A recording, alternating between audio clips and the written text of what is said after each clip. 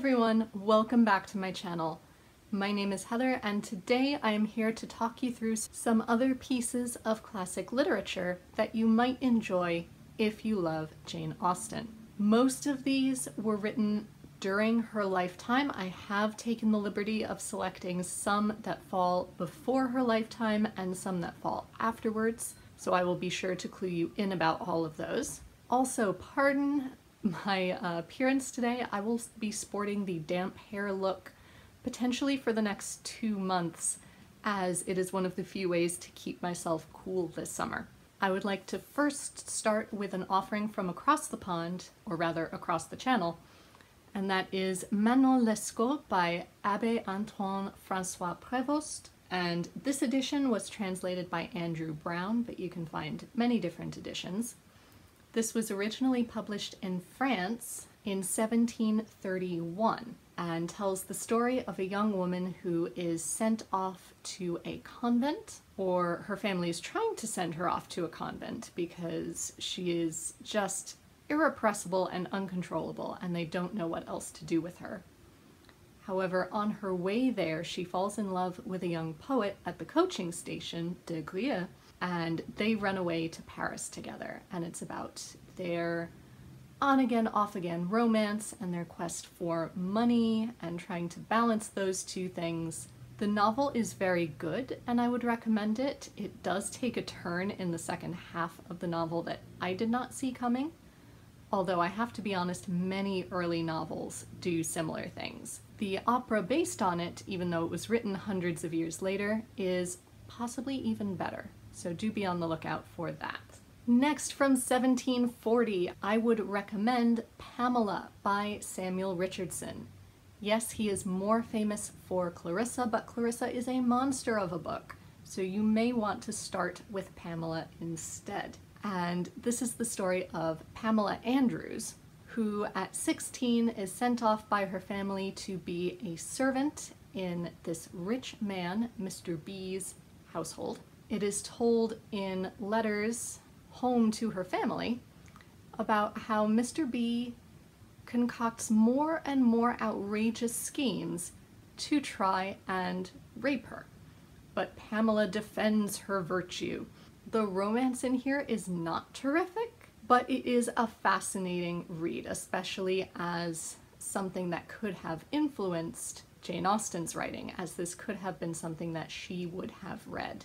To go along with it, the following year, Henry Fielding wrote 2 parodies of Pamela, one being Joseph Andrews, so telling the story of Pamela's brother, and Shamala, saying how Pamela is not as innocent as she first appears, and in fact she is in control of everything that happens to her. Secondly, I would recommend Fielding's perhaps most famous work, which is The History of Tom Jones, a Foundling. Yes, this is in fact a monster of a book, but I would actually recommend watching the 1960 film first, starring Albert Finney, then coming to the book, so that way you can sort out characters and plot, and it gives you a great idea of the tone of this novel.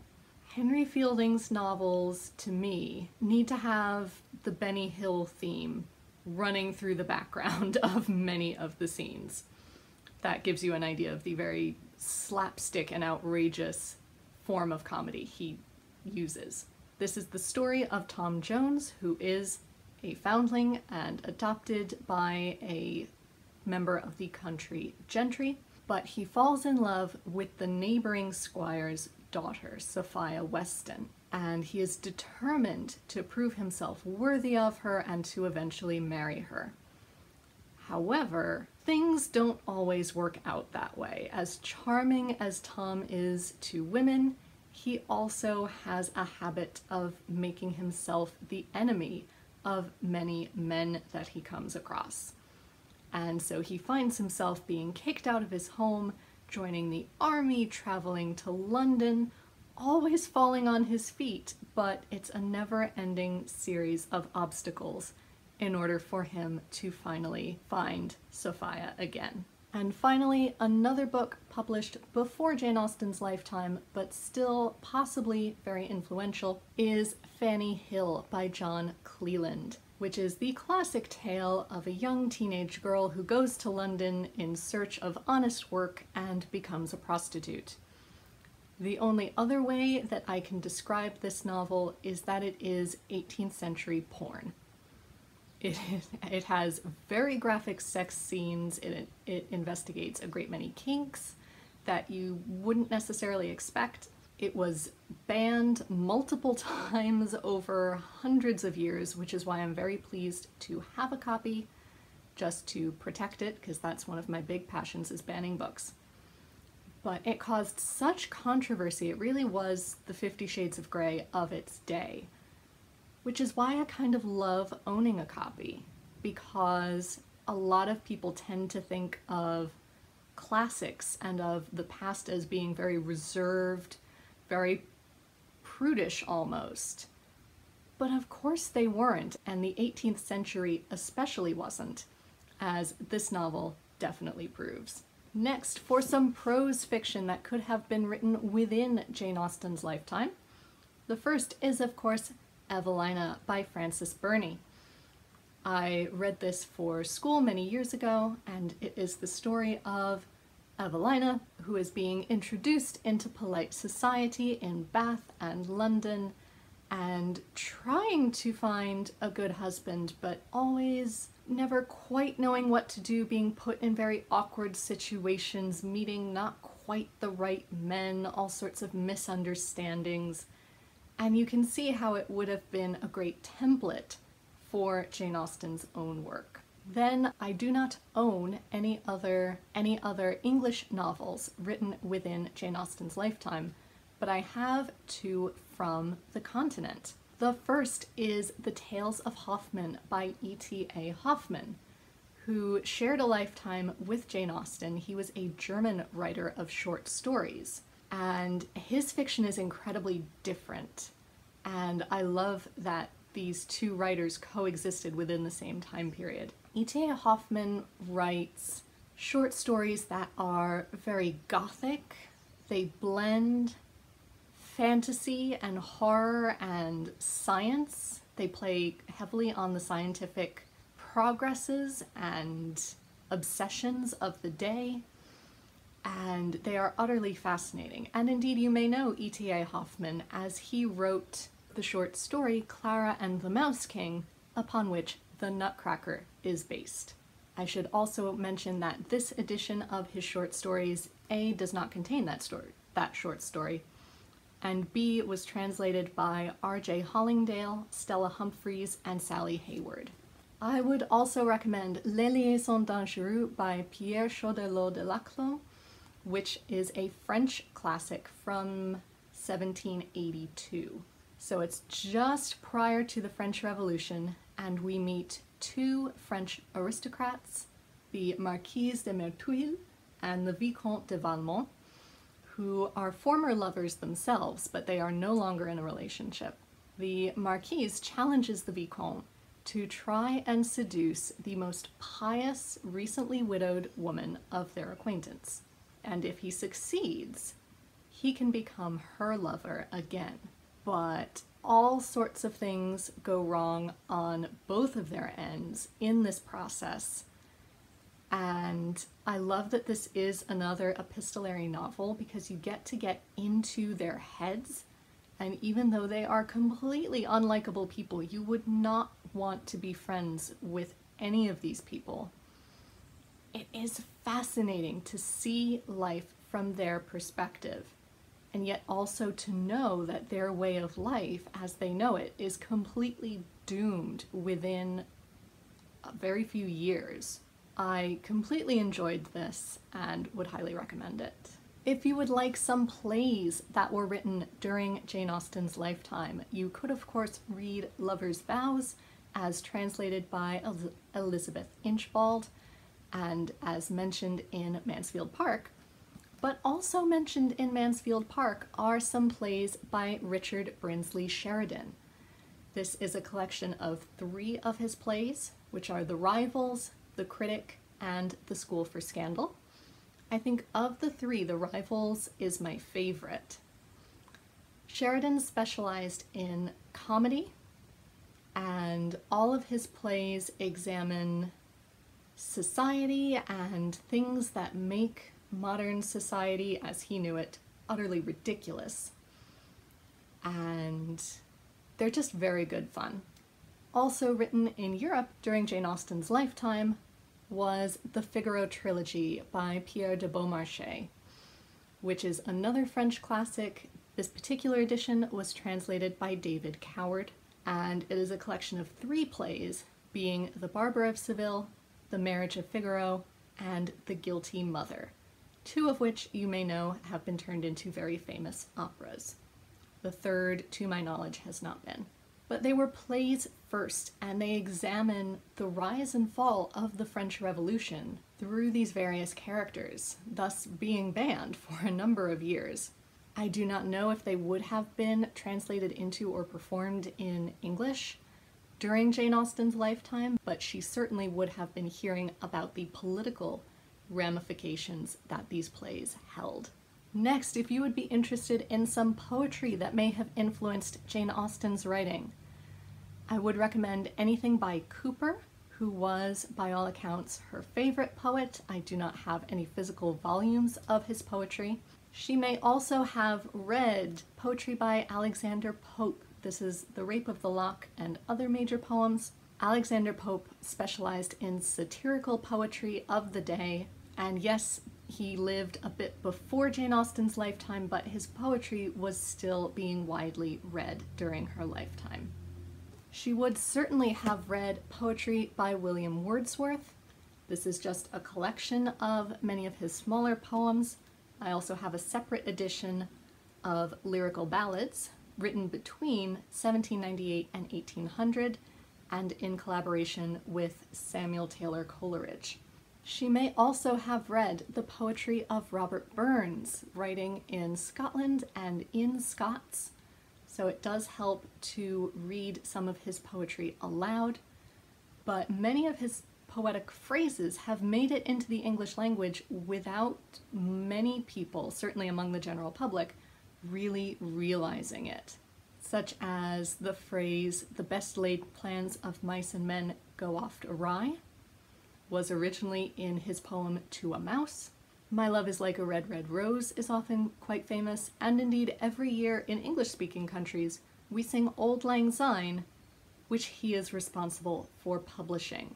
It was in existence beforehand, but he formally wrote down a lot of folk poetry that he heard around him in the lowlands of Scotland. William Blake was also publishing during Jane Austen's lifetime. Certainly Jerusalem was written around the year 1809. I don't always get on with Blake's poetry, certainly not his artwork. His poetry is a bit more understandable to me, but it would have been, or it could have been, a major influence for Jane Austen, and he certainly counts as one of her contemporaries. For novels that may have been written slightly after Jane Austen's lifetime, but that still certainly interacted with her work and that her readers would have interacted with, we have first Mary Shelley, the first edition of Frankenstein being published a year after Jane Austen's death, also working with those scientific and horror themes similar to E.T.A. Hoffman. However, she wrote a second novel, which not many people know about, which is Valparga, which takes on more of a Gothic strain. It takes place in medieval Italy. Honestly, I did not care for this novel very much, but if you love Frankenstein, you may want to look into this to see if you love Mary Shelley's other work. I personally did not find any of the characters very appealing, and honestly, the fact that one of the characters is called Euthanasia is just hilarious, really. I can't take it seriously. Another writer who was writing during Jane Austen's lifetime and continued to write after her death was Sir Walter Scott. I have read 3 of his novels so far, both of which were published towards the end of her life and within 2 years after her death. The first of which is The Bride of Lammermore, in which there are two feuding families in neighboring estates in Scotland. That is until Edgar, future Lord Ravenswood, falls in love with Lucy Ashton, the daughter of his family's mortal enemy. Things descend in a Romeo and Juliet-esque fashion into coercion, betrayal, madness, and murder. It is definitely dark. I'm not sure if it's categorized as gothic. I think it could be. And it is a very enjoyable read. The next book I read by Sir Walter Scott was The Heart of Midlothian, which deals in themes of justice throughout the 1730s in Scotland, so in between both of Scotland's uprisings. And it mainly focuses in on the Dean family, being Jeanie Dean, one sister of that family, whose sister Effie Dean was imprisoned in the prison that surrounded the Heart of Midlothian, which still exists in Edinburgh to this day to commemorate the spot in the prison where executions took place. Her sister is accused of infanticide, so Jeanie must walk from Edinburgh all the way to London to try and gain an audience with the Queen to try and win her sister a pardon. And she meets many different characters along the way. It is a monster of a book, but it is well worth reading. And finally, I have read Ivanhoe by Sir Walter Scott, which was published in 1820. Yes, none of these say Sir because technically he hadn't been given his baronetcy when he wrote these particular novels. I'm just conditioned to calling him Sir Walter. Ivanhoe takes a very different tone to a lot of the rest of Sir Walter Scott's writing as he tries to create a medieval style of writing as it takes place during the medieval era.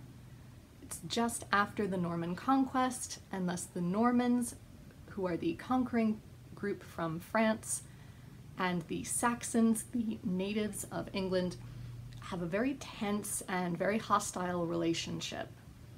And in the middle of this, there is Ivanhoe, who is a disinherited son. He has been disinherited because he went to fight in the Crusades against his father's wishes. And upon his return, he is caught in a love triangle, or sort of a love parallelogram, because he is supposed to marry Rowena, the daughter of a local nobleman, but he is also tempted by and falling in love with Rebecca, who is the daughter of a man from York, and she and her family happen to be Jewish. So this is a major stumbling block in very Christian medieval England. So I would definitely recommend this if you love medieval literature, or indeed the Robin Hood tales as it takes place during that same time period. And the last book that I would recommend, which was also written slightly after Jane Austen's death, but it isn't technically Victorian, so I can still include it, is Tales of the Alhambra by Washington Irving, who was an American writer, and this was written in 1829, but it is a series of short stories which he wrote after visiting and while living in the Alhambra Palace in Granada in the south of Spain. I didn't love a lot of these stories, but I do love that I have a copy and that I can come back to it, not only because I love the south of Spain and I love visiting the Alhambra, but if you love certainly the television adaptation of North and South, you will know that Fanny Thornton recommends reading this book to Margaret Hale in one of their first meetings, and then I found a copy. So there you have it. Those are some classics that I have read that fit either before, during, and after Jane Austen's immediate time period. Let me know down below if you would recommend any more that I have not mentioned. I should also mention that I have read The Castle of Otranto and The Mysteries of Udolpho, which were huge influences on Northanger Abbey, but I do not have physical copies with me at the moment. They are lent out to friends right now. So let me know if you have other recommendations, and until next time, be safe, be well, and happy reading. Bye everyone.